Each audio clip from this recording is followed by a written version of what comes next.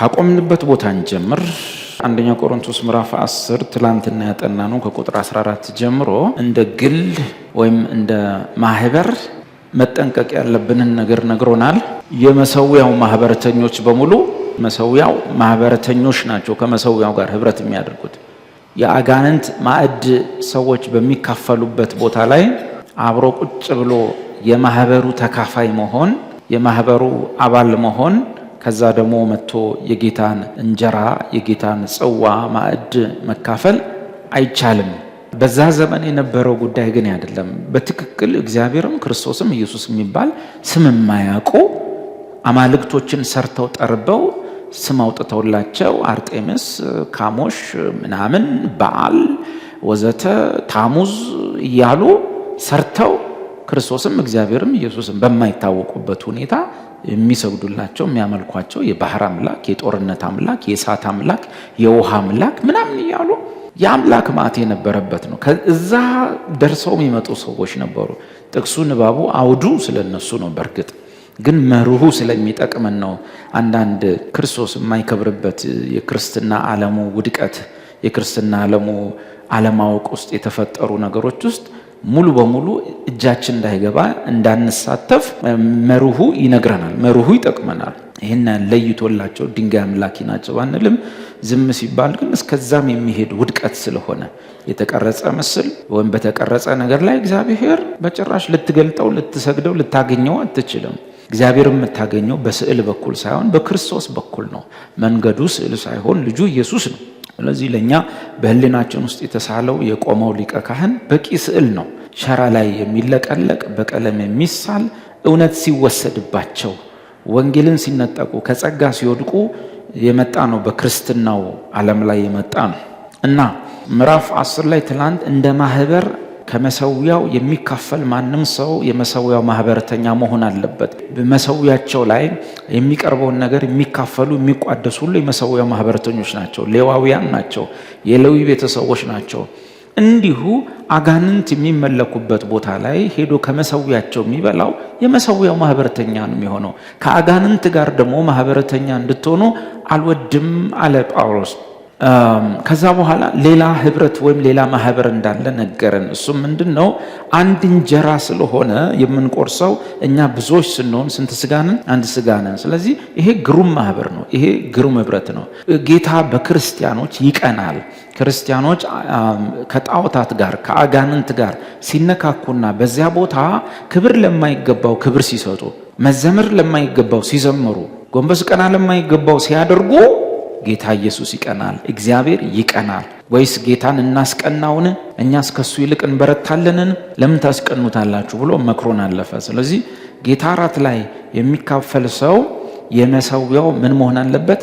በቤተ ክርስቲያን ባለው መሰዊያ ላይ የሚካፈለው ሰው የመሰዊያው ምንድነው? ማህበረተኛ ነው የሚሆነው። ከአጋንንትም ጋር ከመሰዊያው የሚካፈል የመሰዊያው ማህበረተኛ ነው። በስጋ የሆነውንም እስራኤልን ተመልከቱ። ከመሰዊያው የሚካፈሉት የመሰዊያው ማህበረተኞች ናቸው። ለዚህ ጥሩ ነገር ይሰጠናል። የጌታ እራትም የምንቆርስ ሰዎች ሁሉ አንድ ላይ ስንት ነን? አንድ ስጋ ነን። የመሰዊያው ምኖች ነን? ማህበረተኞች ነን።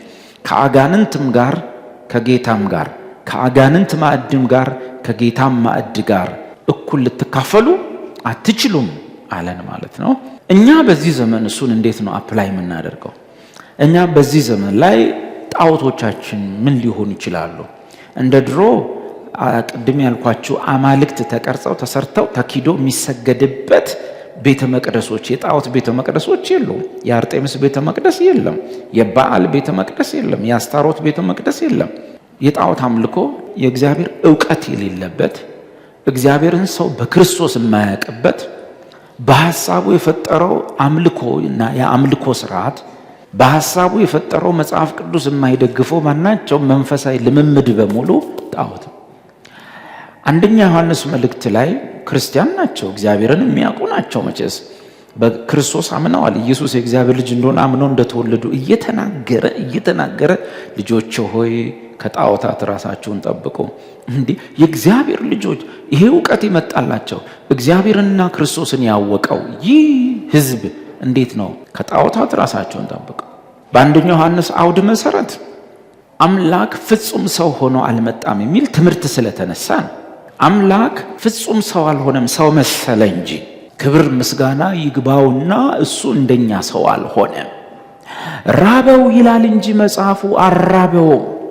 ክብር ምስጋና ለሱ ይግባና ጠማው ይላል እንጂ ተጠምቶ አይደለም፣ የጠማው መስሎ ነው አውቆ ለኛ ሲል የሚል ትምህርት መጣ። ደክሞት ውሃ ጉድጓድ አጠገብ ተቀመጠ ይላል። ደክሞት እኮ አይደለም፣ አውቆ እኮ ነው። እሱ እንደኛ አይነት ሰው አይደለም፣ እንደኛ ሰው አልሆነም፣ ሰው መስሎ መጣ የሚል የግኖስቲሲዝም ትምህርት፣ በኋላ የአውጣኪዝም ትምህርት መጣ። ፍጹም ሰውነቱን የሚክድና አምላክነቱን ብቻ የሚያጎላ ትምህርት መጣ። አውጣኪዝም የሚባል መንፍቅና አውጣኬ የሚባል መናፍቅ ያስተማረው ነው። በኋላ በዛ ዘመን ኖስቲኮች ናቸው። ኢየሱስን ያጋነኑ መስሏቸው፣ ያተለቁ መስሏቸው ቃል ስጋ ሆነን ካዱ። ስለዚህ የዮሐንስ ሙግት ኖ ቃል ስጋ ሆኗል። እርሱ በስጋ እንደመጣ ማይታመን መንፈስ ሁሉ ይህ የክርስቶስ ተቃዋሚ መንፈስ ነው።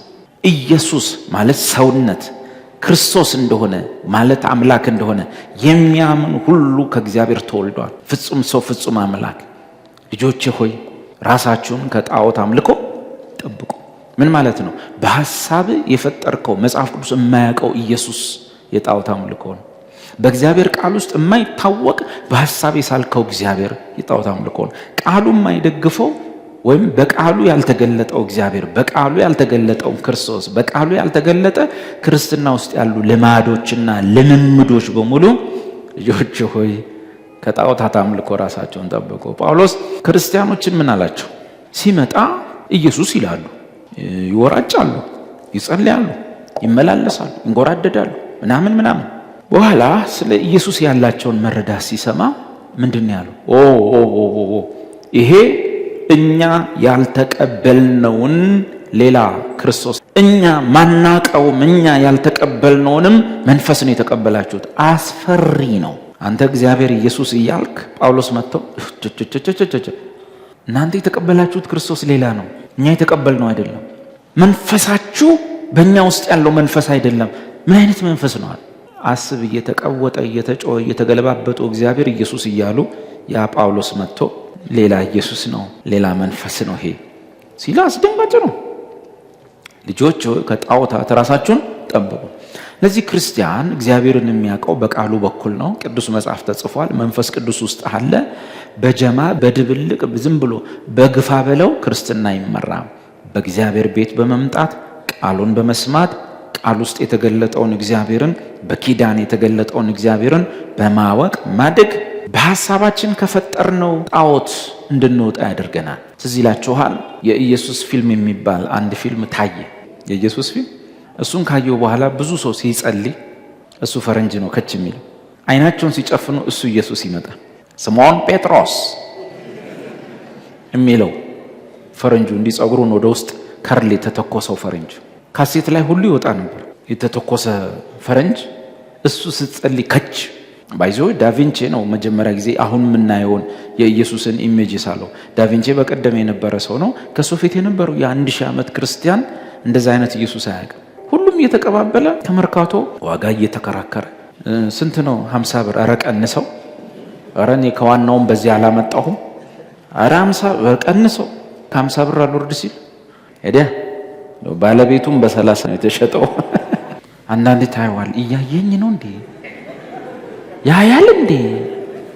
ከዛ ደግሞ እሳት አደጋ ሲመጣ እሱ ነው የሚያስጥልህ፣ አንተ ነው የምታስጥለው። አንተ ያዡ ስዕሉን ይዘሹት። ንግግሩ እኮ እግዚአብሔርን ታውቅ፣ ከስዕሉ አንተ ትሻላለህ ነበር እያለ ያለው። እሺ ምዕራፍ 11 ቁጥር 17 ጀምሮ አንበነዋል። ምንድነው የተፈጠረው? ከ17 ጀምሮ የጌታ እራት ስርዓት መልክ አጣ፣ ትርጉም አጣ፣ ስርዓት አልበኝነት መጣ። ለምን እንደተሰጠ እንኳን የጌታ እራት ማወቅ አልቻሉ። እግዚአብሔር በሰጠን ጥበብ መንፈስ ቅዱስ የቤተክርስቲያን መሪዎችን ስለሚመራ የጌታ እራት የባለፉትን 18 19 ዓመታት ያለማቋረጥ ነው በየሳምንቱ የቆረስ ነው። እኛ 18 19 ዓመት ያለማቋረጥ በትንሽ ጉባኤ ነው የጀመርነው እዛች ቤት ውስጥ 8 9 ሰው። ከዛች ጊዜ ጀምሮ ከዛ ወጥተን እዛ ግቢ ገብተን ከዛ ወጥተን እዚህ መተን በእነዚህ ዙር ውስጥ የጌታ እራትን በየሳምንቱ አለማቋረጥ ነው የቆረስነው። የተወሰነ ጊዜ ግን ቆም አደረገ ነው። ለምንድነው? መላእክቱ እንዳይጠፋ።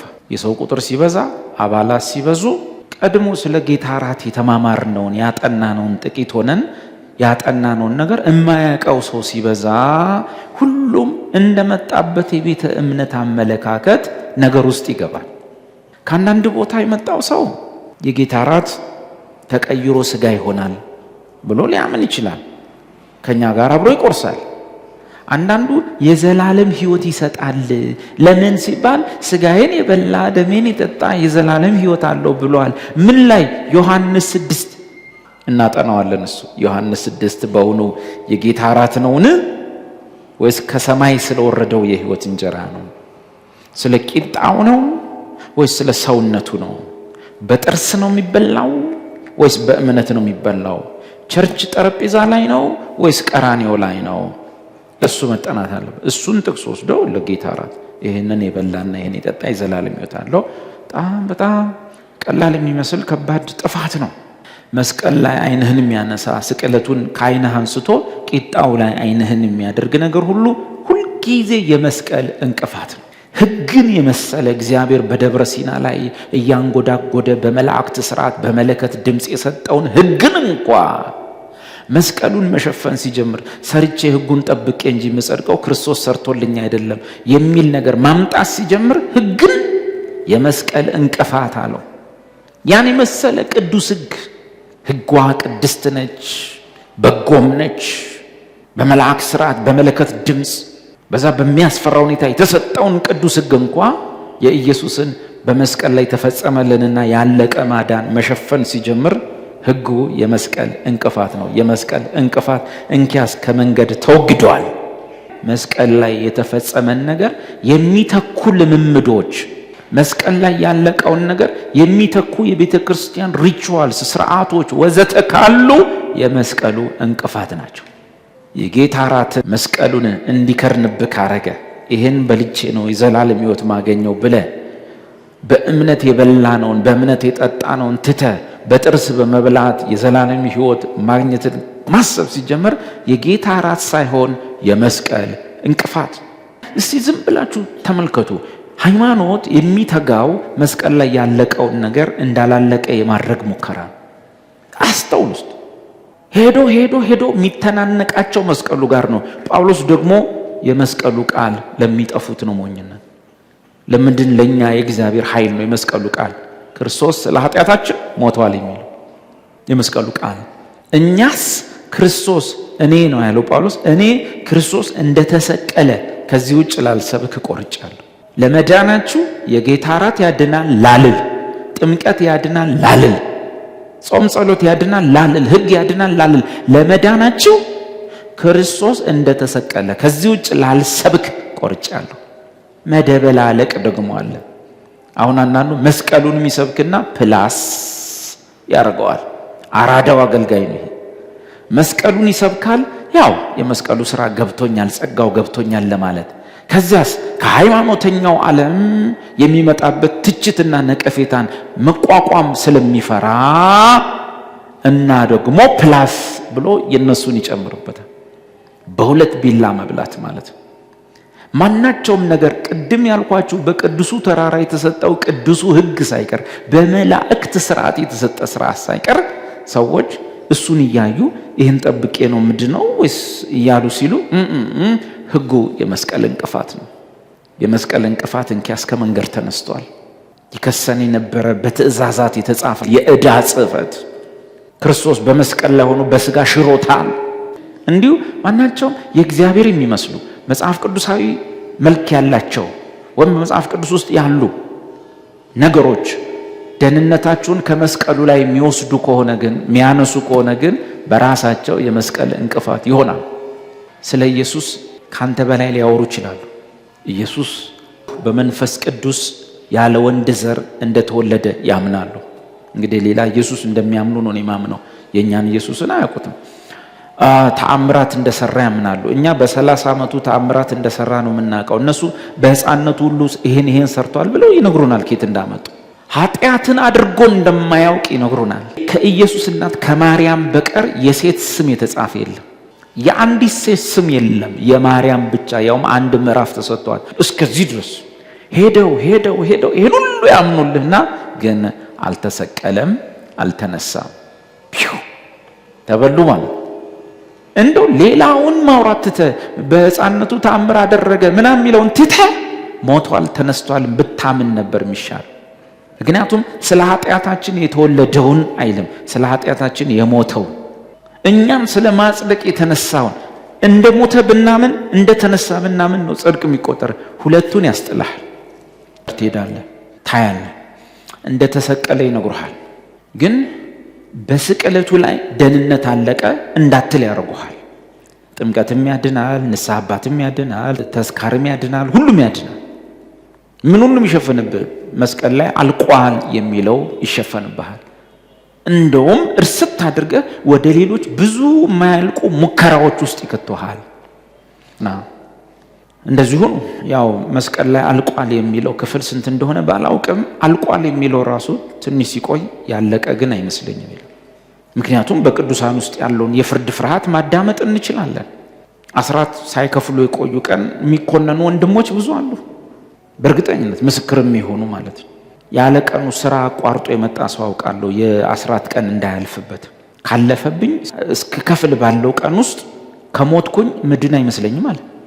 ስለዚህ ስራውን ትቶ ሮጦ መጥቶ ከፍሎ ተመልሶ ይሄዳል።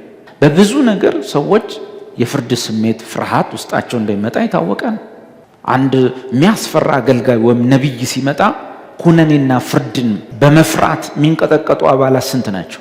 የሆነ በፍርድ መንፈስ የሚቆም አገልጋይ መድረክ ላይ ሲወጣ ስንቱ ህዝብ ነው ሲኦል የሚታየው፣ ገሃነም የሚታየው። አያቸው፣ የመስቀል እንቅፋት ነው። መስቀል ላይ አለቀ የተባለውን ነገር እንዳላለቀ እንድታስብ እንድትቆጥር የሚያደርገን። ብዙ ጊዜ አንድ ሰው ጠቆሚያቸዋለሁ። ምናልባት የክርስቶስ ቤዛነት የሚለውን መጽሐፍ ዴሬክ ፕሪንስ የጻፉትን ገዝታችሁ አንቡ። የክርስቶስ ቤዛነት ቆንጆ መጽሐፍ ነው። እዛ መጽሐፍ ላይ ሁሌ እዚህ ቤት የምንጠቅሰውን ነገር እሳቸው ያሉትን አሁንም ልድገመው። ምንድን ያሉት? መዳንህን እንድትጠራጠር ከሚያደርግ አገልጋይ ሽሽ። መዳንህን እንድትጠራጠር ከሚያደርግ አገልጋይ ሽሽ። እንኳን አባል ሆነ ቁጭ ልትል ቀርቶ ብትሸሽ ነው የሚሻል። መዳን ላይ ጥያቄ ከገባብህ፣ መዳን ላይ ጥርጥር ከገባብህ በኋላ ሌላው የክርስትና ህይወቴ ይስተካከላል ብለህ አትጠብቅ። መቼም አይስተካከል። መዳን ላይ እርግጠኛ ሳትሆን በእግዚአብሔር ፊት ፍርድህ እንደተወገደ የዘላለምን የኃጢአት ስርየት እንደተቀበልክ ሳታምን ቀሪው ነገር ይስተካከላል ብለህ እንዳታስብ። በኤፌሶን መጽሐፍ ላይ ከአየር ላይ ካሉ አለቆችና ስልጣናት ጋር የምንዋጋበትን ትጥቅ ሲነግረን የትጥቁን መልክ አይታችኋል። እዚህ ጋር የምታደርጉት የጽድቅ ጥሩር ነው ማለት መልካም ኑሮ ነው። አንዳንድ ጊዜ ሰውነቱ በሆነ ነገር ተመቶ ሰው በህይወት ይተርፋል። የወንጌልን ጫማ አድርጉ ነው የሚለው። ብዙ ሰው እግሩም ተቆርጦ ወንጌልን ባይሰብክ ማለት ነው፣ የወንጌል ህይወት ባይኖረውም እግሩ ተቆርጦ የሚኖር ብዙ ሰው እናውቃለን። የእምነትን ጋሻ አንሱ ነው የሚለው። ብዙ ሰው የቃሉን ሰይፍ ያዝ ተብሏል። መዋጋት ባይችልም ያው ሲቪል ሆኖ እየኖረ ነው ሰው። እዚህ ጋር ግን አድርጉ የተባለው የመዳን ራስ ቁር ነው። አያም ሴቭድ ድኛለሁ፣ ወይም የዳነ ድኛለሁ የሚል ራስ ቁር አድርጎ ሄልሜቱ ማለት ነው። ለምን በዚህ ገብቶበት በዚህ ወጥቶበት የተረፈ ሰው እስካሁን የለም። ጭንቅላት የህይወትና የሞት ጉዳይ ከበሱ አተርፍም። ስለዚህ እግዚአብሔር እዚህ ጋር እንድናደርግ ያዘዘን የጽድቅ ጥሩርም አይደለም፣ የእምነት ጋሻም አይደለም፣ የቃሉን ሰይፍም አይደለም፣ የመዳንን ራስ ቁር ድኛለው። እሱ ቦታ ከተመታ ሰው አትሆን።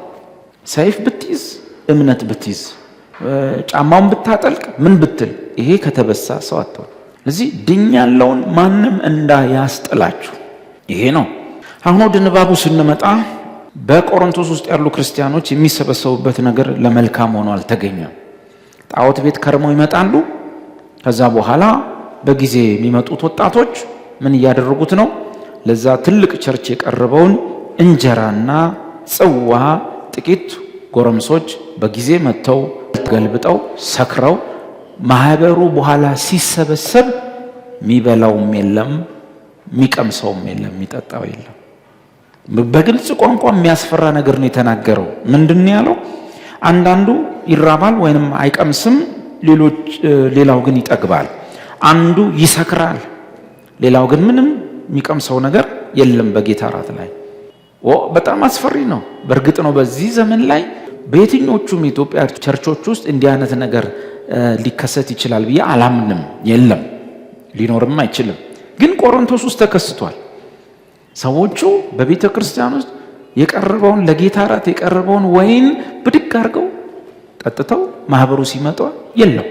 እንጀራውን አንዱን እንጀራ የመጡት ሰዎች ጠራርገውት ሰው ሲሰበሰብ የለም። በጣም አስፈሪ ነገር ነው። በዛ ላይ እነዚህ ሰዎች እነማን ናቸው? ከምዕራፍ 1 ጀምሮ አየናቸው። ምዕራፍ 1 ላይ ችግር ውስጥ ያሉ ናቸው። 2 ላይ ችግር፣ 3 ላይ ችግር፣ 4 ላይ ችግር። እንዴ ጳውሎስን እኮ እስከ መሳደብ የደረሱ ናቸው። ጳውሎስ ጠግባችኋል ያላቸው ናቸው።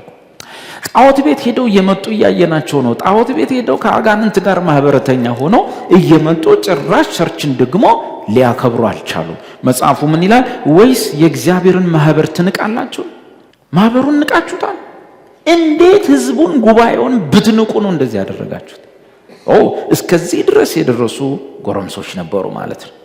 ለእንደዚህ አይነት ነገር እጁን ሰብስበው የሚገባው ጎረምሳ ሊሆን ይችላል ብዬ አስባለሁ። አሁን ጳውሎስ እንዲህ አለ፣ ይሄ እኮ የምትቆርሱት ነገር እኔ ለእናንተ ልደንግገው እንጂ የጌታ እራትን ቁረሱ ብዬ ስርዓቱን ልደንግገው እንጂ ይሄን ነገር እኮ እኔ የተቀበልኩት ከጌታ ነው። እንሂድና ነው ቁጥር 23 ለእናንተ ደግሞ አሳልፍ የሰጠሁትን ወደ እናንተ አመጣሁት። አሳልፎ መስጠት ምን ማለት ነው? ባለቤቱ እኔ አይደለሁም፣ አቀብል ያለኝ አካል አለ። ለእናንተ ደግሞ አሳልፍ የሰጠሁትን እኔ ከጌታ ተቀብያለሁና። በዚህ ቦታ ላይ ከእግዚአብሔር ተቀብያለሁ አላለም፣ ከክርስቶስ ተቀብያለሁ አላለም፣ ከኢየሱስ ተቀብያለሁ አላለም። የተጠቀምበት ቃል ጌታ የሚለው ነው አይደል? የዚህን ትርጉም ታውቁታላችሁ። እኛ እንግዲህ የነበርንበት ዘመን የካፒታሊዝም ምንድነው የኮሙኒዝም ዘመን የምናምን የኢህአዴግ ዘመን የምናምን ዘመን አናቆም። ያኔ መጽሐፍ ቅዱስ በተጻፈበት ዘመን የነበረው ስርዓተ ማህበር የባሪያ አሳዳሪው ዘመን፣ ሰው የሚሸጥበት ለቤት ስራ አገልግሎት፣ ለጉልበት ስራ አገልግሎት፣ ለብዙ ነገር አገልግሎት ሰው ገበያ ላይ ተደርድሮ ሻጭ ሸጦት ገዢ ገዝቶት የሚሄድበት። ያ የተሸጠ ባሪያ ምንም የራሱን ፈቃድ ማድረግ አይችልም። የገዢውን ፈቃድ ብቻ ነው የሚያደርገው። ገዢው ሂድ ሲለው ይሄዳል፣ እረስ ሲለው ያርሳል፣ ጋግር ሲለው ይጋግራል። ገዢው ምግብ ካልሰጠው መሶብ ከፍቶ አይበላም። ኦልሞስት እቃ። ያን ጊዜ በነበረው ዘመን ሰዎች ባሪያና ጌታን በደንብ ያውቃሉ በደጅ። ቸርቹ ስንመጣ ግን የመንፈሱ ዓለም ላይ ደግሞ ጌትነትና ባርነት አለ። በመንፈስ ዓለም ላይ በቅድስት ቤተክርስቲያን ውስጥ ኢየሱስ ምንድነው? ጌታ ነው። ኢየሱስ ጌታ ነው ማለት ማብሸቅ አይደለም። ኢየሱስ ጌታ ነው ማለት የሆነ ስብከት መሃል ላይ የሚገባ አዝማች አይደለም። ስብከት ማድመቂያ ቃል አለ። ጌታ ነው ማለት የዛን ዘመን የነበሩ ሰዎች በሚያውቁት ዕውቀት ነው ልናውቀው የሚገባው። ለዚህ ነው አንዳንድ ጊዜ የምለው ብዙ ሰዎች ኢየሱስን የግል አዳኛቸው አድርገው ተቀብለዋል፣ ግን ጌታቸው አድርገው አልተቀበሉትም። ጌታቸው እንዳልሆነ የምታውቀው፣ ጌታ አድርገው እንዳልተቀበሉት የምታውቀው፣ ጌታ በሎሌው ላይ በባሪያው ላይ ያለውን መብትና ስልጣን ለኢየሱስ አይሰጡት። ብዙ ክርስቲያኖች ኢየሱስን አዳኛቸው አድርገው ተቀብለዋል። የህይወታቸው ጌታ ግን ራሳቸው ናቸው። ጌታ ራሳቸው ናቸው። ምን ማለት ነው ጌታ? ጌታ ማለት ፈቃዱን፣ ሐሳቡን፣ ምክሩን ይነግርሃል፣ ይጭንብሃል። አንተ ደግሞ ክርክር የለም፣ ሙግት የለም፣ ለምን ብሎ የለም። ምንድነው ትለው? እሺ ጌታዬ። ደግሞ የሚገርመው ነገር ጌታው ብዙ ነገር ካዘዘ በኋላ ብዙ ነገር ካሰራህ በኋላ ያመሰግነኛል ብለህ ጨርሻለሁ ብለህ ስትመጣ አያመሰግንም። ምንድነው የሚያደርገው? ጌታ ሲነግረን፣ ጌትነትን ሲያስተምር ምንድነው? ለፍተ ሰርተ አርሰ ቀኑ ሙሉ ስትመጣ ሌላ ስራ ይሰጠዋል። ያመሰግነኛል ብሎ ጌታውን አይጠብቅም። በምንም አይነት ሁኔታ ጌታው ያመሰግነኛል ብሎ አይጠብቅም። ዓላማው በመስራት ጌታውን ማስደሰት ብቻ፣ ምስጋና አይጠብቅም። ስለዚህ ጌታ ምን ብሎ አስተማረን? የሱን ጌትነትና የኛን ሎሌነት ሲነግረን ከናንተ መካከል አንድ ባሪያ ያለው ሰው ያ ባሪያ እርሻ ሄዶ አርሶ ቀኑን ሙሉ አርሶ ውሎ ቢመጣ ያ ጌታው ባሪያውን ያመሰግነዋልን? አያመሰግነውም። ይልቁንስ ራቴን አዘጋጅልኝ ብሎ ሌላ ስራ የሚያዛው አይደለምን? ለፍቶ የመጣውን ሰውዬ ጭራሽ ራቴን አዘጋጅልኝ ነው። ባሪያውን ምስጋና አይጠብቅም፣ ጌታውን ምስጋና አይሰጠውም። ወደ ቀጣይ ስራ ያስተላልፈዋል። ያን ጊዜ የነበረው ጌትነትና የሎሌነት አስተሳሰብ ይሄ በዛ ዘዬ ነው መጽሐፍ ላይ ኢየሱስ ጌታ ነው የተባለው። ቸርቹ ሲመጣ ኢየሱስ የነፍሳችን አዳኝ እና የህይወታችን ደግሞ ምንድነው? ጌታ ነው። ከኃጢአት ስርየት ከእግዚአብሔር ዘንድ ካለ ፍርድ ኢየሱስ አድኖናልና የግል አዳኝ አድርገን ተቀብለናል። በእግዚአብሔር ዘንድ ፍርድ የለብንም። በህይወታችን ውስጥ ባለው ቀጣይ ነገር ግን ኢየሱስ ምንድነው? ጌታ ነው። ምን ማለት ነው ጌታ? ፈቃዱን፣ ሐሳቡን፣ ውሳኔውን የሚጭን። እኛስ እንደ ወንድም ወንድሞቹ እንደ ጌታ ሎሌዎቹ ስለሆንን እንደ ወንድም ወንድሞቹ በመግቦት ያስተዳድረናል፣ የሚያስፈልገንን ያሟላልናል፣ የሚነካን ካለ እንደዚህ አድርጎ እንደዚህ ይሰጠዋል። ከዛስ በቤት ውስጥ ግን ጌታ ነው። አንዳችንን ያዛል። አንተ ሳሎኑን ወልውል፣ አንቺ ጓዳውን እንትን በይ። አንተ በቤት ውስጥ ታላቅ ወንድም ነው። በቤቱ እንደ ልጅ የታመነ ነው ተብሎ ተጽፏል። ኦርደር አለው ቤቱ። የአባቴ ቤት ቅናት በልቶኛል ይላል። እና ጌታ ሲባል ሁልጊዜ የሚገናኘው በቤተ ክርስቲያን ውስጥ ካለ፣ በቤቱ ካለ፣ በሕያው እግዚአብሔር ቤት ውስጥ ካለ የመኖር ስርዓት ጋር፣ የአስተዳደር ስርዓት ጋር፣ መመሪያ ጋር፣ አምልኮ ጋር፣ ጸሎት ጋር ሁሉን ቤቱን ከማስተዳደር አንጻር የሚያሰማራ ነው። በዚያ ቦታ ላይ እኔ ግን ውስጤ ሲሰማኝ ብሎ ነገር የለም። በዛ ቦታ ላይ እኔ ግን እግዚአብሔር ተናግሮኛል ብሎ ነገር የለም። እኔ ግን መንፈሴ ብሎ ነገር የለም። ጌታ ነው በመንፈሱ ውስጥ የሚናገርህ። ጌታ ነው የሚያዝህ። የሚያዝህን ነገር በቃሉ መርምረህ ታረጋግጣለህ። እሱ ነው አይደለም የሚለውን ቃሉ ሲያጸናልህ አዞሃል ማለት ነው። እሺ ማለት ብቻ። አሁን በዚህ ውስጥ ምን አለ? ለእናንተ እኔ አሳልፌ የሰጠሁትን እኔ ከማን ተቀብያለሁ? እኔ ከማን ነው? ከጌታ ነው የተቀበልኩት። ከጌታ ኩሪዮስ ካለ መነጫነጭ መነታረክ የለም። ለምን ብሎ ጓዳ ገብቶ ብሎ ማክቶምተም የለም። ትሰማለህ እኝኝ የለም። ጌታ ነው ያዘዘው። ኢየሱስ እዛ ጋር በወንድምነት ኢየሱስ ሆኖ ወይም በክርስቶስነት መጋቢ ሆኖ ሳይሆን በጌትነት አዛዥ ሆኖ ነው እያወራ ያለ። ስለዚህ ማዳመጥም እርሱ ሁሉም ነው። እንደ ወንድም ስለናንተ አይደክምም፣ እንደ ጌታ ግን በእናንተ ላይ ኃይለኛ ነው። ስለዚህ ኢየሱስ ጌታ ነው ሲባል ምን ማለት ነው? በእኔ ህይወት ላይ ፈላጩ፣ ቆራጩ፣ አዛዡ ናዛዡ ማን ነው? የእግዚአብሔር ልጅ ኢየሱስ ነው። እኔ በራሴ ህይወትና በአንዳንድ ውሳኔዎች ላይ ምንም መብት የለኝም። እዚህ ግባ የማይባል የምትመስል ውሳኔ ላይ ራሱ ይጠየቃል። ጌታ ሆይ እንዴት ነው ይሄ ነገር? ልቀጥል፣ አቆም፣ ልሂድ፣ ላርገው፣ አላርገው፣ ላንሳው፣ አላንሳው፣ እንዴት ነው ይሄ ነገር ይባላል። ያው በቃሉ በኩል ይናገረናል፣ በመንፈሱ በኩል ይመሰክርልናል። ለዚህ ነው ብዙ ጊዜ ማናቸውንም ሮንግ ነገር አንድ ክርስቲያን ሲያደርግና አንድ ያላመነ ሲያደርግ ትርጉሙ ይለያያል። ያላመነው በጌቶቹ ተጽዕኖ ነው። እኛ ደግሞ በአየር ላይ ካለው አለቃ ፈቃድ ሙሉ በሙሉ ምን ሆነናል? ነፃ ወጥተናል። ስለዚህ የምናደርጋቸው ነገሮች በሙሉ በገዛ ፈቃዳችን አምነ በጣም አሰላስለንበት ይሁን በቃ ልሁነው፣ ላርገው፣ ላንሳው፣ ወይ ልስረቀው፣ ወይ ልንካው ብለን ብቻ ነው። ሰይጣን አታሎኝ ብራዘር እንትን አታሎኝ አይሰራ። ለምን? ኃጢአት ይፈትነናል። አዎ ከኃጢአት ኃይል ግን 100% ነፃ ወጥተናል። ሌላው ሶሳ ከኃጢአት ኃይል ነፃ አልወጣም እና አልሰራም በቃ ቢልም ተይዞ ይሰራታል። አልጠጣም ቢልም ማታ እየነዳ ወስዶ ይነክረዋል። ክርስቲያን ግን ወስዶ የሚነክረው ኃይል የለም። ከኃጢአት ኃይል ነፃ ወጥቷል። ከወሰደ ሄዶ ፈቅዶ። ስለዚህ ሂሳቡን የሚያወራርደው በፈቃደኛነት ሄዶ እንደተነከረበት ሰው እንጂ ጠላት አሳስቶኝ፣ ሰይጣን አሳስቶኝ፣ እሱ ጓደኞች ብሎ የለም። 100% አንድ እኛ መካከል ያለ ድክም ያለ ክርስቲያን 100% ከኃጢአት ኃይል ነፃ ወጥቷል። 100% ሱሱ እያስቸገረው፣ ጸባዩ እያስቸገረው፣ አመሉ እያስቸገረው፣ ነገሮች እያስቸገሩት እየተፈተነም 100% ከኃጢአት ኃይል ከኃጢአት ፈተና ላልኩ ከፈተናው መቼም አንጸዳ፣ ከኃይሉ ግን ነፃ ወጥተናል መጽሐፍ ነው የሚለው። አሁን በፊት ጸጋና ምህረት ስጠኝ ይባላል እንጂ ሰበብ ማብዛት በዚህ ገብቼ በዚህ ወጥቼ አይባልም። ለክርስቲያን ሰበብ እንዳይኖረው ተደረገ። አሁን ምን ይላል? ለእናንተ አሳልፌ የሰጠሁትን እኔ ከጌታ ተቀብያለሁና። ምን ለማለት ነው? አሁን ሐሳቡን አገኛችሁት? ከዚህ በኋላ እማወራውን ነገር እኔ ያወራሁጋችሁ እንዳታስቡ። ማወራው ነገር ጠንከር ካለ የበላይ አካል የመጣ ነው።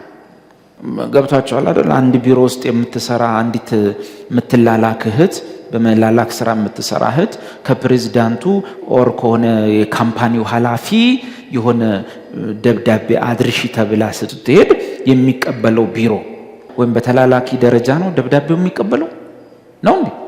አይደለም። ማንም ያድርሰው ማን? ጳውሎስ የሚያድርሰው ማን? ማንም ያድርሰው ማን? መልእክቱ የመጣው ከሌላ ቦታ። ከዛ በኋላ የሚቀበለው አካል ምን ይላል? የሚቀበለው አካል ከተላላኪዋ የመጣ ደብዳቤ ይላል አይልም። ከስራ አስኪያጁ የመጣ ደብዳቤ ይከፍተውና ስራ አስኪያጁ እንደዚህ ብለዋል እንጂ ልጅቷን የሚያስባት የለም። ስለዚህ ጳውሎስ ለጊዜው እኔን እርሱኝ፣ መልእክቱ የመጣው ከየት ነው? ከጌታ ነው። ጌታ ኢየሱስ አልፎ በተሰጠባት በዚያች ሌሊት ታሪኩን አስታወሳቸው። ጌታ ኢየሱስ አልፎ በተሰጠባት በዛች ሌሊት እንጀራን አንስቶ አመሰገነ። ምንድን ያነሳው? ቂጣውን፣ እንጀራውን አንስቶ አመሰገነ። ቆርሶም ቆረሰው፣ እንካችሁ ብሉ፣ ይህ ስለናንተ የሚሆን። ይሄ አማርኛ ነው አሁን የተወሳሰበው ለብዙዎች። ይህ ስጋዬ ነው ሳይሆን ይህ ስለናንተ የሚሆን ወይንም ሉቃስ ወንጌል ላይ ስለናንተ የሚሰጠው ምን አልሆነም ማለት ነው። በዚህ ሰዓት ያ ለኛ የሚሰጠው ስጋ መስቀል ላይ ገና አልቀረበም ነበር። የሚሰጠው ስጋዬ ነው። ልክ እንደዚህ እንደምል ማለት ይሄ እኔ ነኝ። እሺ ለመታሰቢያ አድርገው። ይሄ እኔ ነኝ፣ ይሄ እኔ ነኝ፣ ይህን ለመታሰቢያ አድርገው ብዬ ነው የምሰጠው። ሁሌም ሲሰጥ እንደዚህ ነው የሚባለው። ይሄ እኔ ነኝ፣ እሺ ይሄ እኔ ነኝ እና ለመታሰቢያ አድርገው። ኢየሱስ ደግሞ ያን ቀን ስጋው ጭራሽ አልተሰጠም፣ ነገ ነው የሚሰጠው። ስለዚህ ሰጣ፣ ይህ ስለናንተ የሚሰጠው ስጋዬ ነው፣ ይህንን ለምን ያድርጉት?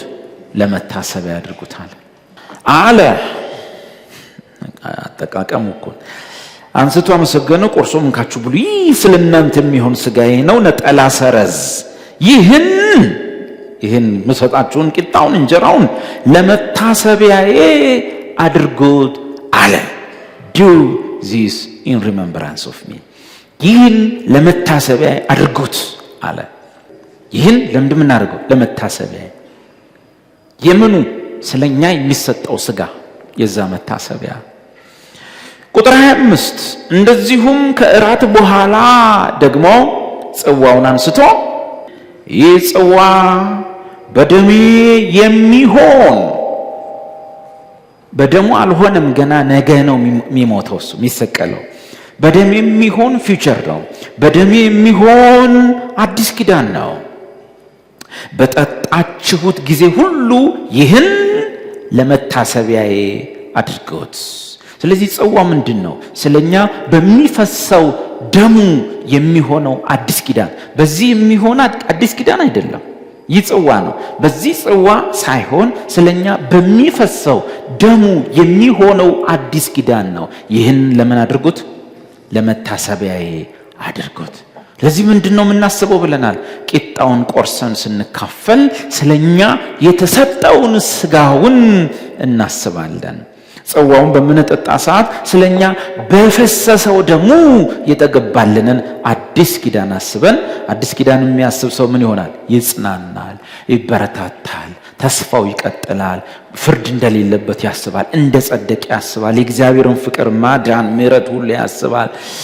በአዲስ ኪዳን ውስጥ ኩነኔ የለም፣ ጥፋት የለም። ስለዚህ እነዚህን ነገሮች በማሰብ እንቆርሳለን፣ እንጠጣለን። አሁን ቁጥር 26 ምን አለ? ይህን እንጀራ በበላችሁ ጊዜ ሁሉ፣ ይህን ስጋ አይልም፣ ይህን ምን እንጀራ ስንበላው ምንድን ነው? እንጀራ። ይህን እንጀራ በበላችሁ ጊዜ ሁሉ ይህንንም ጽዋ በጠጣችሁ ጊዜ ሁሉ እስከ መቼ ብለናል? የጌታ እራትን የምንቆርሰው እስከ መቼ? ጌታ እስኪመጣ ድረስ ምኑን ትናገራላችሁ? ሞቱን ትናገራላችሁ። ምክንያቱም የጌታ እራት ዋና ዓላማ የመሲሁን መከራ፣ ስቃይ፣ ሞት ማሰብ ነው። የእግዚአብሔርን ፍቅር ማድነቅ ነው። ስለዚህ በምናድር ጊዜ ሁሉ ማን እስኪመጣ? ጌታ እስኪመጣ እንቀጥላለን። ምኑን እየተናገርን? ሞቱን። እግረ መንገድ ብዙ ነገር ያስተምርሃል። በጌታ እራት ስርዓት ላይ ህሊናችን መያዝ ያለበት በጌታ ስቃይ መከራ ነው። መዝሙሮቻችን ማተኮር ያለባቸው በጌታ ስቃይ መከራ፣ በእግዚአብሔርም ፍቅር ላይ ነው። እግዚአብሔር ነው ልጁን የሰጠን። እግዚአብሔር ነው የጽዋ ትለፍ እያለ አያልፍም ያለው። የእግዚአብሔርን ታላቅ ፍቅር እያሰብን የልጁን ስቃይና መከራ እያሰብን ልጁ ላደረገልን ውለታ፣ ሞት፣ መከራ፣ ስቃይ፣ ምትክነት ወዘተ ልጁን እናደንቃለን። ለእግዚአብሔርም በክርስቶስ ምክንያት ክብር እንሰጣለን። ይህን የምናደርግበት ነው። ስለዚህ መዝሙሮቻችን እዛ ላይ ያጠነጥናሉ ማለት ነው። በጌታ እራት ጊዜ የሚጸለዩ ጸሎቶች፣ የሚዘመሩ መዝሙሮች ከቦዩ ከመስመሩ የወጡ መሆን የለባቸውም። ምንም ብዙ የጸሎት ርዕስ ብንሞላም፣ ብዙ ጥያቄ ቢኖርብንም፣ ብዙ ምንገስጸው ምናስረው ነገር ቢኖርም፣ በዛ ሰዓት ግን የምናስበው የእግዚአብሔርን ታላቅ ፍቅር፣ የውድ ልጁን መከራና ስቃይ ነው። ከዛ በኋላ ውጤታችንን በዛ ውስጥ እናስባለን። በፍቅሩ መዳናችንን፣ በሞቱ ኃጢአት ስርየታችንን፣ እነዚህ ነገሮች እናሰላስላለን። ያን ነው የምናስበው። ምንም ሌላ የጸሎት ርዕስ ጢም ቢልብንም በዛ ሰዓት ላይ ግን ሞቱን ነው የምናስበው። ምንም እንኳን ብዙ የጸሎት ርዕሶች እስከ አፍንጫችን ድረስ መጥተው ቢያስቸግሩንም በዛ ሰዓት ሞቱን ነው የምናስበው። ከመካከላችን እርኩስ መንፈስ ያለበት ሰው ቢገባና ቢጮህ የጌታ እራት አቋርጦ ሰምስም ቻፕ አምጣው እዚህ ጋር አይባል። ውሰዱና እዛው ጸልዩለት። በቃ የሚጸልዩ ወንድሞች 3-4 ሆነው ይወስዱታል፣ ይገላግሉታል። የቀረ ነው ግን አናቋርጥም። ምክንያቱም የዲያብሎስን ሐሳብ አንስቶ ሞቱን፣ መከራውን፣ ስቃዩን እያሰብን በዚህኛው እሑድ 3 ሰው መጮ ከጀመረና እኛም አምጣው እያልን መጫጫ ከጀመርን ዋናው ነገር ይረሳል። ከዛ ጨዋታው ሜዳ ሲመቻች ይጠራሩልሃል። በየሳምንቱ ፕሮግራም በተጀመረ ቁጥር ወይ ብሎ የሚወድቀው ይበዛል። ዋናው ነገር ይረሳል። እኛም ሰይጣን ጮህልን ብለን ቤቱን ጸበል ቤት ነው የምናደርገው። እየመጣ ጅኒ ያለበት ሁሉ ውዱድ ይበጠብጠናል። ስለዚህ አንድ ሰው እንኳን ጡብ ቢል፣ መንፈስ ተገልጦ ጡብ ቢል ወንድሞች ተሸክመው ወስደው እዛ ቤት ውስጥ እዛው ያስጮታል። እኛ ሞቱና መከራውን እናስባለን፣ ስቃዩን እናስባለን። የገጠመንን ነው የምነግራችሁ። ሁሉም ሲጫጫሁ ይዛችሁት ሂዱ፣ ቀጥሉ፣ የቀራችሁት ቀጥሉ። እዛ ግቢ እያለን አስታውሳለሁ። ያንን ነገር ብንፈቅድ በሳምንቱም ይጮሃል። ከዛ በኋላ ይመጣል፣ ይጮሃል። በየእሑዱ እኛ ለጌታ እራት እንመጣለን፣ እነሱ እየተጠራሩ ሊጮሁ ይመጣሉ። ከዛ ዋናው ይረሳል። እዚህ ላይ ሰው ሲንከባለል ይውላል። ያው እዛ ቤት ይንከባለላሉ። የተመቸ ቦታ አለ፣ እዛ ወስደው ያረጉታል። ይህንን ነው አሁን ቁጥር 27 ስለዚህ እንደዚህ ከሆነ ነገሩ የቆሮንቶስ ክርስቲያኖችም አመላቸው፣ ጸባያቸው፣ ነገራቸው በቀደም እንዳጠና ነው ከሆነ አስፈሪ ነገር አለ። ምን? ስለዚህ ቅድም ሰሞኑን ከተናገርኩት ነገር ምዕራፍ 1 ላይ ካለው ችግር 2 3 4 5 6 ጣዖት ቤት፣ ፍርድ ቤት ምናምን እንጀራ እናቱን ማግባት ምናምን፣ ይሄ እንደዚህ ያሉ ሰዎች ያሉበት ጉባኤ ውስጥ ለጌታ እራት የማይገቡ ሰዎች አሉ ማለት ነው። ቁጥር 27 እናንበው። ይህ ቦታ ጠብቆ ይነበባል፣ ላልቶ አይነበብም። ስለዚህ ሳይገባው ሳይሆን ሳይገባው ተገቢ ያልሆነ ጣዖት ቤት ውሎ እንጀራ እናቱን አግብቶ ጳውሎስን ሰድበው ቸርቹ ሰክረው እነዚህ ሰዎች በእርግጥ ነው አልገባቸውም፣ ግን ለጌታ እራት የተገቡም አይደሉም።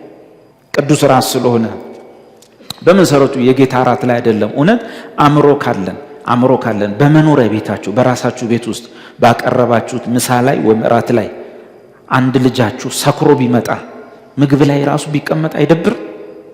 ይደብራል? አይደብር? መኖሪያ ቤት ባለ ምግብ ላይ እንኳን አንተ ሆቴል ተቀምጠ በስነ ስርዓት ልትበላ ስትል አንዱ የሰከረ ሰውዬ የሚንገዳገር ሰውዬ መጥቼ አብሬ ቁጭ ልበል ቤት ተነስልኝ ነው የምትለው። እውነት ውሸት? ያን የመሰለ ማዕድ ያርክሰዋል። ያን መሰለ የገበታውን ክብር ያጠፋል። ይሄ ደግሞ ጭራሽ የጌታ እራት። ለዚህ እነዛ ቅድም ያየናቸው ሰዎች ለዚህ ነገር የተገቡ አይደሉም። ያልገባቸው ብቻ አይደሉም፣ የተገቡ አይደለም። ስለዚህ ሳይገባው ነው የሚለው፣ ጠበቅ ይደረጋል። ሳይገባው so then whoever eats the bread or drink the cup of the Lord in a way that is unworthy, ትምህርቱ ያልገባው ሳይሆን unworthy ይሆናል። unworthy ምን ማለት? worthy ማለት የተገባው ማለት ነው። unworthy ማለት ያልተገባው ማለት ነው። ሳይገባው ተገቢ ባልሆነ ሁኔታ ውስጥ ያለ ሰው ይህን እንጀራ የበላ፣ ይህን ስጋ ነው ይህን እንጀራ። ስለዚህ ሳይገባው ይህን ምን ሲበላው ምንድነው? እንጀራ የበላ ወይም የጌታን ደም ኖ የጌታን ጽዋ የጠጣ ሁሉ ምንድን ያለበት? የቂጣና የጽዋ ዕዳ ነው ወይስ የጌታ ስጋ? የጌታ ስጋና ደም ዕዳ አለበት። ለምን? ትላንትና ተነጋግረናል። ይህ የምንባርከው እንጀራ ከጌታ ስጋ ጋር ህብረት ያለው አይደለምን? ዝም ብሎ ልንደሰት ያቀረብነው ምግብ አይደለም። ልንጠግብ ያቀረብነው አይደለም። የጌታን ስጋ ነው የምናስብበት፣ ደሙን ነው የምናስብበት። ስለዚህ ህብረት አለው። ይህ የምንባርከው የበረከት ጽዋ ከጌታ ደም ጋር ህብረት ያለው። ደሞች የሉም፣ ደም ነው ያለው፣ መስቀል ላይ ነው ያለው። ስጋዎች የሉም፣ ስጋ ነው ያለው፣ መስቀል ላይ ነው። ይህ ግን ከዛ ስጋ ጋር፣ ይህ ግን ከዛ ደም ጋር ምን አለው? ህብረት አለው፣ ገላጭነት አለው። ስለዚህ ይሄ ቂጣ አይደለ እንዴ? ይሄ ጽዋ አይደለም እንዴ? ይሄ ቤት ያለ አይደለ እንዴ? ለቂጣ ቤት ያለ አይደለ? ምን ይሄ ጽዋ ወይን ገዝቼ አልጠጣም እንዴ? ምን ያው ነው ብሎ ይህ ያልተገባው ሰውዬ እንደ ቤቱ ማዕድ ቆጥሮት መጥቶ ይህንን ስጋ ሳይሆን ይህንን እንጀራ ቢበላ ይህንንም ጽዋ ቢጠጣ የጌታ ስጋና ደም ዕዳ ነው ያለበት። ቀላል ነው አይደል? ይሄ እኔ ነኝ እሺ ብዬ ፎቶዬን ሰጠው። ይሄ እኔ ነኝ እና በዚህ አስታውሰኝ ብዬ ዞር ከማለት ይሄ አንተ ነህ። አዎ ቅድድ አድርገህ ጣልክ፣ ረገጥከው። ከዛ በኋላ ፎቶ ነው ምላሽ የሚሰጥህ እኔ ነኝ። ማን ነው ምላሽ የሚሰጥህ? የፎቶ ዕዳን ያለብህ የኔ ዕዳን ያለብህ ማን ነው መልስ የሚሰጥህ? ቂጣው ነው ስጋው? ወይኑ ነው ደሙ? የቂጣና የጽዋ ጉዳይ ነው የስጋውና የደሙ? ስጋና የደሙ። ስለዚህ ፎቶዬን ቀደ ስትጥለው እንደምናምንቴ ስትጥለው ስታጣጥለው አንተ እኔ ነው የምልህ። እኔን እኮ አይደለም ፎቶዬን መጥቼ ግን ምን ይያያዘው ምን ብዬ ነው ደግሞ ፓስተሩ ይያያዛል እንዴ እንዳትሉ ሐሳቤን አገኛችሁ? ያው ዕዳ ስላለ ዕዳ መቼስ በዚህ ነው የሚገለጠው አይደለ? ዕዳ ነው የሚለው። ስለዚህ ልክ ቀደ ስትጥል አንተ እኔ እላል ፎቶዬን እኮ ነው የቀደድከው። ፎቶዬ ግን የኔ ገላጭ ከኔ ጋር ህብረት አለው፣ እኔን ያሳያል።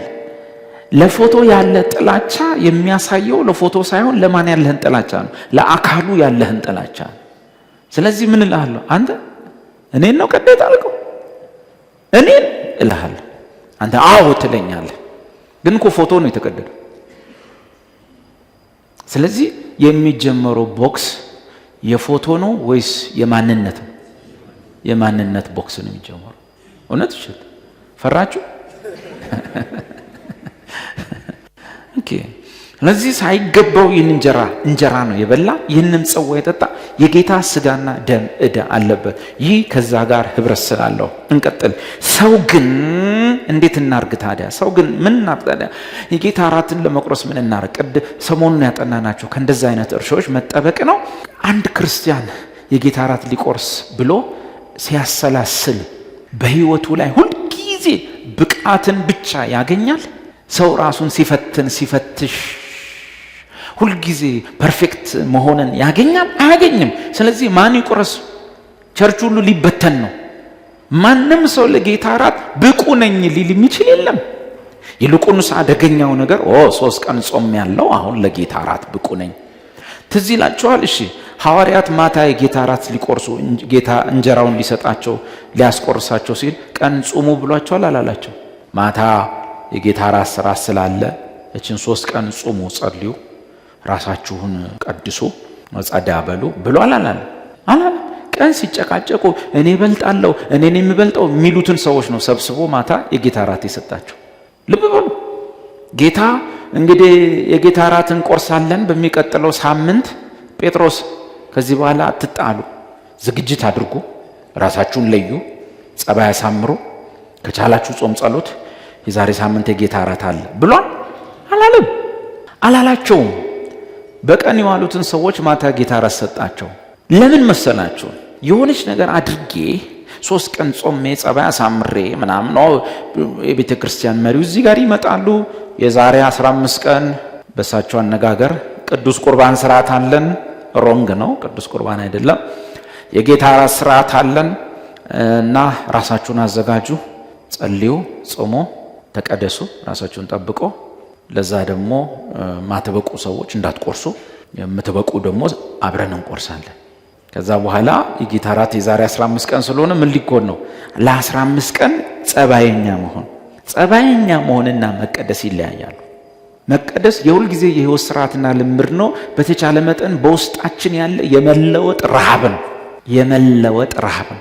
ጉርለትን አምኖ ተቀብሎ ነገ ግን ሰው ሆናለሁ፣ ነገ ግን ከዚህ ሞታለሁ፣ ነገ ግን ይሄም ነገር ያልፋል፣ ነገ ግን ይሄም ነገር ይስተካከላል ያሉ መራብ መጠማት በየቀኑ መለማመድ ሲሆን፣ ጸባይ የሚባለው ግን የአንድ ሰሞን የኛ ሰው ታውቃለህ አይደለም? ጸባይ በፍጥነት ጸባይ የማምጣት ችሎታ ዝም ብሎ እንዲህ የነጠረ ሄደ። የሰፈር ጎረምሳ ምናምን ሁሉ አይታል። ቀብር ሰው ላይ ያስቀብሩ ሲሄዱ ጎረምሶቹ ያ ሁሉ ጡንቻ ያሉት ቀብር ቄሱም ሲሰብኩ በፍጥነት ነው ጸባይ የምናመጣው። ሞት መኖሩ ትዝ ይላቸዋል። ጓደኛቸው ከመሃል ሄዷል። ሁሉም እንዲላል። ጸባይ በፍጥነት ነው የምናመጣው። ጸባይ ችግሩ ድንኳን እስኪነቀል አይቆይም። እውነት ውሸት? እዛው ልጁን ቀብረው ከመጡ በኋላ ላጥ ይጀምራል። ላጥ ሲጀምር አንተን ተደዳደ ጸባይ የውሸት ነው። ቅድስና ግን በውስጥ ያለውን ዘር የማሳደግ ጉዳይ ነው። ረሃብ ነው፣ ጥማት ነው። ኢየሱስን ለመምሰል ሁሌ መናፈቅ ነው፣ መጨነቅ ነው። ትንሽ ማኖ በነካን ቁጥር የሚሰማን ሰላም ማጣት የታወቀ ነው። ትንሽ ማኖ በነካን ቁጥር ጭንቅላታችንን ነው የምንኮረኩመው። እሱ ቅድስናና የቅድስና ዘር የሚያመጣው ልምምድ ነው። ማናቸውም ክርስቲያን የትኛውንም ስህተት ደስ ብሎ ሰርቶት አያውቅም። ደስ ብሎት እንኳን ቢሰራ ከሰራ በኋላ ካነሳው፣ ካደረገው፣ ከያዘው፣ ከነካው በኋላ ውስጡ ደስታ ያጣል፣ ሰላም አይሰማውም። ያ ነው የቅድስና ልማድ። ግን አደገኛው ነገር መሰላችሁ? አንደኛ እንደ ቆሮንቶስ ክርስቲያኖች ተዝረክርኮ ነገሩም እንደሆነ ክብር ሳይሰጡ መጥቶ እጅ መስደድ አንድ። ሁለተኛው ደግሞ ለጌታ እራት ብቁ ነኝ ብሎ ማሰብ። ሁለቱ ከባድ ናቸው። ለጌታ ቅዱስ ስርዓቶች፣ ለየትኛውም ቅዱስ ስርዓት ብቁ አይደለም። የሚበቃ ሰው የለም። ይልቁንስ ሪስፔክት ያስፈልገዋል። ለጌታ እራት ብቁ ነኝ ማለት ተስተካክለናል ማለት ነው። ለጌታ እራት ማንም ሰው ብቁ መሆን አይችልም። እነ ጴጥሮስ የዋሉበትን ውሎ እናውቃለን። እና እንዴት ብቁ ሆነ ለጌታ እራት? ባለፈው ሽማግሌው የዛሬ 15 ቀን የጌታ እራት አለ ሲሉ እና ከዛን ቀን ጀምሮ ሰብሰብ ብዬ ሰው እንትና እንኳን መንገድ ላይ አግኝቶ ሲሰድበኝ ጌታ ይባርክ ብዬ 15ቷን ቀን ተጠንቅቄ ነው የኖርኩት። ጊዜያዊ ጸባይ ነው። እንኳን እግዚአብሔር አይደለም እኛም አናምነውም እሱን ጸባይ። ከጌታ እራት በኋላ ምንድን ነው ሐሳቡ? ኢየሱስ እንደዚህ አይነት ሰዎች እንደሚያደርጉት በፊትም ነግሬያቸዋለሁ። የሆነ ሰው መጥቶ እንኳን ምላሱን ሲያወጣባቸው ጌታ ይባርክ፣ የዛሬ 15 ቀን ጌታ እራት አለ፣ ከዛ በኋላ እንገናኛለን እንደማለት እኮ ጌታ ይባርክ። እንደዚህ አይነቱ ሰው እንዲህ ስላለ ብቁ ነኝ ብሎ ያስባል። እግዚአብሔር ከ15 ቀን በኋላ ያን ምላስ ያወጣበትን ሰው የጥርሱን እንደምታወልቀው በደንብ ያውቃል። አያምንህም ማለት ነው። ስለዚህ እንደዚህ አይነት ነገሮች ማስመሰል ናቸው። ሰው ግን ራሱን ይፈትን። እንግሊዘኛው ይፈትን ነው የሚለው፣ ኤግዛማይን ይላል። let a man thoroughly examine himself። ጥሩ ነው። ይፈትንን በሌላ ልተርጉመው ቁጥር 31 መጀመሪያ ምንድን ነው የሚለው? ራስን ይፈትን ማለት ጥሩ ነው፣ ችግር የለውም። በሱም ላብራራ። ራስን እንፈትን ምን ማለት ነው? እንደ ቆሮንቶሶች ተዝረክርኬ የጌታ እራትን እንደ ሰፈር ቡና ቁርስ እጅን ልሰድበት ነው? በየጣዖት ቤቱ፣ በየዳንኪራ ቤቱ፣ በየምናምኑ ውዬ ነው ልቆርስ ያለሁት? እንደዚህ ነገሮችን ማለት ነው እናስባለን፣ ኤግዛማይን እናደርጋለን፣ እንፈትናለን። እሺ ራሳችንን እናየዋለን፣ እንዳስሰዋለን።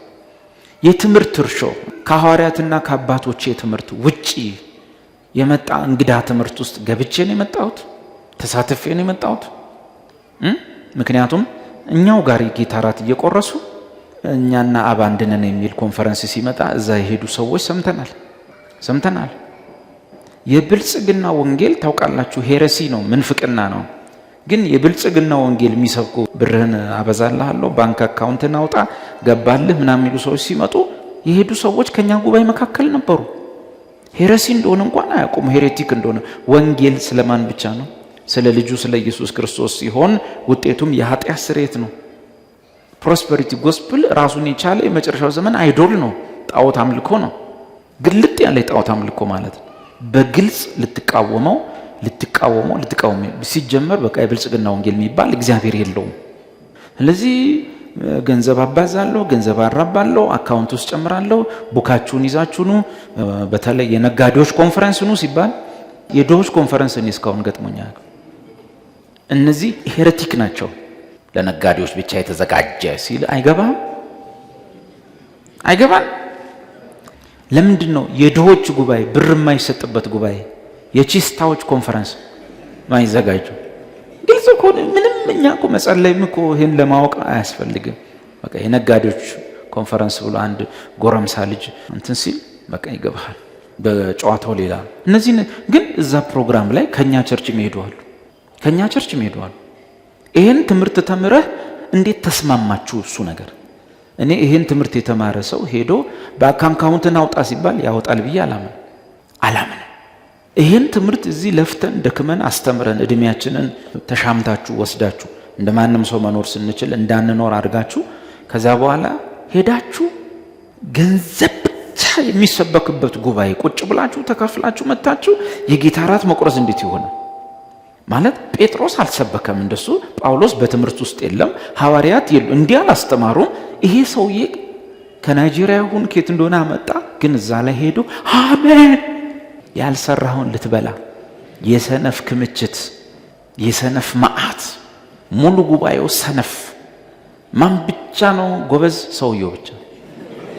ያንጫጫና ብርህን አጭዶልህ ወደ አገሩ ይገባ። ያለችን አስረክበህ ትገባለህ።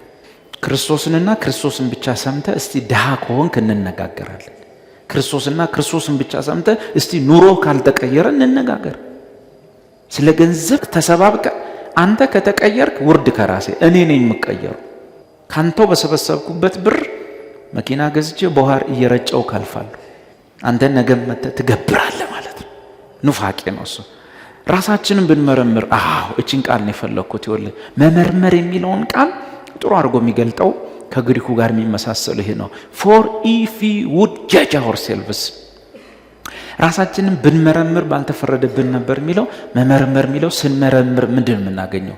ስንመረምር የፈለገ ሳምንቱን ስንጠነቀቅ ብንውል ወይ በህሊና ወይ በሐሳብ ወይ በጆሮ ወይ በድምጽ ወይ በምላስ እንስታለን። መስማት ማትፈልገውን መጥፎ ነገር ጆሮ ውስጥ ይገባል። አንዳንዴ መናገር ማትፈልገው ነገር መንፈስ ቅዱስ ስላለ ተቆጣጠርከው እንጂ ምላስ ላይ ጸያፍ ቃል ይመጣል። በእርሱ ፊት ይመጣል። ይህን ስናገኝ ምን እናርግ ታዲያ? የጌታ ራትን ልንቆርስ ባሰብን ቁጥር እሑድ ጠዋት መተን መጀመሪያ ራሳችንን እንመረምራለን ወይም ኤግዛማይን እናደርጋለን። ወይም ስናጠና ጉድለት ነው የምናገኘው። ዓላማውም ኤግዛማይን በማድረግ ጉድለቶቹን መፈለግ ነው፣ ጥሩ ጎን መፈለግ አይደለም። ጥሩ ጎን ምን ትፈልጋለህ? አብዛኛውን ጥሩ ጎን ነው ያለን። ሰርች የምናደርገው ኤግዛማይን የምናደርገው ግን ምንድን ነው? እነዚህ ነገሮች አሉብኝ፣ የተዝረከረከ እርሾ አለብኝ፣ ሰፈር ከተማ ያወቀው ኃጢአት አለብኝ፣ የሰፈር መነጋገሪያ የሆነ ኃጢአት አለብኝ። የተገለጠ ኃጢአት የምንለው መቼስ ምላስም ጆሮም አይንም ይስታል እኮ። ከሊቀ ካህን ጋር የምንጨርሰው ብዙ ጉዳይ። ከዛ በኋላ ደግሞ የትምህርት እርሾ ቅድም ያልኳችሁ ውስጥ እየሄዱ መንፈስ ነኝ አምላክ ነኝ እኔና አብ አንድ ነኝ የሚሉ ገብቶ ተንቦጫርቆ መጥቻለሁ። እነ ዴቭን ሸውጄ ቸርች መሪዎችን ሸውጄ ሄጄ ኑፋቄ ነክቼ እርሾ አብኩቼ መጥቻለሁ ብሎ ሰው ራሱን ኤግዛማይን ያደርጋል። እነዚህ ነገሮች ሲገኙብህ አንድ ነገር ማድረግ መመርመር የተፈለገበት ምክንያት አለ። መመርመር የተፈለገበት ምክንያት እነዛን ጉድለቶች ስታገኝ ጌታ ሳይፈርድብህ በፊት ቀድመህ ራስ ላይ እንድትፈርድ ነው። መመርመር የሚለውን እዚህ ጋር እዩት። ራሳችንን ብንመረምር ግን ባልተፈረደብንም ነበር የሚለውን እንግሊዝኛው ግን for if we would judge ነው የሚለው። ቅድም ኤግዛማይን የሚለው if we would judge ourselves we should not be judged። ራሳችን ላይ ብንፈርድ አስቀድመን ብንፈርድ በጌታ አይፈረድብንም። ምንመረምርበት ዋና ምክንያት እነዛን ጉድለቶች በማሰብ ትልቅም ይሁን ትንሽ ጉድለቶች በማሰብ ለጌታ ራት ብቁ እንዳይደለን በማመን እኔ ጌታ ሆይ ለቅዱስ ራትህ የተገባው ሰው አይደለሁም ብለ ራስ ላይ መፍረድ። ከዛስ ከፈረድክ በኋላ ወደ ቤት ኪድ ነው የሚለው እንዲሁም ከእንጀራው ይብላ ከጽዋውም ይጠጣ። መፍረድ ሁል ጊዜ ጌታ ሆይ እኔ ለዚህ ቅዱስ ራት በራሴ የተገባው ሰው አይደለሁም። አስቀድመን በጌታ ሳይፈረደብን በፊት በራሳችን ላይ መፍረድ። በራሱ ላይ አስቀድሞ የሚፈርድ ሰው በማን አይፈረድበትም? በጌታ። ኢቭን ጌታን የተቀበልነው ምን በማሰብ ነው? ጌታን እኮ የተቀበልነው ራሳችን ላይ ፈርደን ነው። ምን ብለን? ጌታ ሆይ እኔ ኃጢአተኛ ነኝ ከታንኳዬ ላይ ውረድ እንዳሉ ፈረድን። ኃጢአተኛ ነኝ ስንል ጌታ ተከተለኝ አለን። ከፈረድን በራሳችን ላይ እግዚአብሔር አይፈርድብንም። ብቁ ነኝ፣ ጻድቅ ነኝ፣ ቅዱስ ነኝ ለዚህ ነገር ኧረ አምጣው አይባል። ደሞ ዝም ብሎ እንደ ሰፈር ቁርስ እየተዘረከረኩ ማብኳት፣ እነዚህ ሁለት ነገሮች ሮንግ ናቸው። መፍረድ በራስ ላይ። የጌታ የኢየሱስ አባት ስለ ሰሞኑ ውሏችን እናመሰግናለን። ስለ ዛሬው ቃልህ እናመሰግናለን። ቃልን ለሰሙት ሁሉ ጸጋ ምሕረትም ሰላምም በሁሉ አቅጣጫ በግልጥ የተገለጠላቸው እንዲሆን እጅህ እንድትበዛላቸው ያንተ ሥራ እንድትበዛላቸው ጸለይ። ስላደረክልን ብዙ ርኅራሄ፣ ጥበቃ፣ ትዕግስትና ምሕረት ይቅርታ እናመሰግናለን። ክብር ላንተ ይሁን። በኢየሱስ ስም ጸልየናል። አሜን።